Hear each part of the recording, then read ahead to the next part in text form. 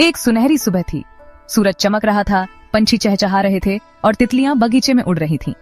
जैद 6 साल का एक प्यारा लड़का अपनी घुंघराले बालों वाली मुस्कुराहट के साथ अपने सबसे अच्छे दोस्त ब्रूनो के साथ खेल रहा था। एक बड़ा फूला फूला सुनहरा भूरा कुत्ता। वे साथ में गेंद फेंकते, घास में लौटते और बादलों को निहारते।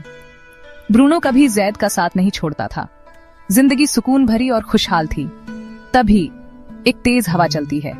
जैद के हाथ में उसकी लाल पतंग थी, उसकी सबसे पसंदीदा। पर हवा इतनी तेज थी कि पतंग उसके हाथ से छूट जाती है और उड़ते उड़ते बगीचे के बाहर अंधेरे जंगल की ओर चली जाती है। जैद घबरा जाता है। बिना सोचे वह भागता है उस पतंग के पीछे। वह ऊंची घास में से होता हुआ जंगल के किनारे पहुंचता है। पेड़ ऊंचे होते जाते हैं, धूप कम हो जाती है, हवा ठंडी और चुप सी लगती है। ब्रूनो किनारे पर खड़ा भौंक रहा है, पर जैद बहुत आगे निकल चुका है। जंगल में जैद धीरे हो जाता है।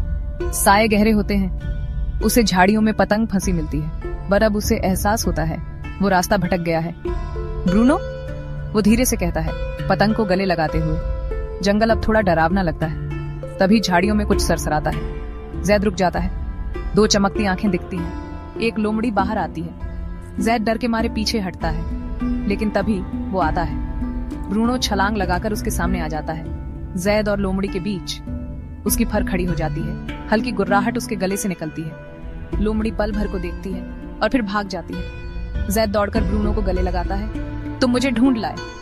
रात के तारे टिमटिमा रहे हैं। जैद और ब्रूनो साथ चलते हैं चांद की रोशनी में। जल्द ही उन्हें अपने घर की रोशनी दिखती है। ब्रूनो भौंकता है और जैद मुस्कुराता है।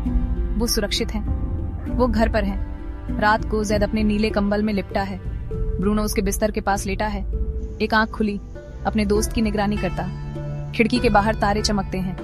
जैद धीरे से कहता है, शुभ रात्रि ब्रूनो। ब्रूनो अपनी पूंछ हिलाता है। सपनों की दुनिया में एक दोस्त हमेशा उसकी रक्षा करता है।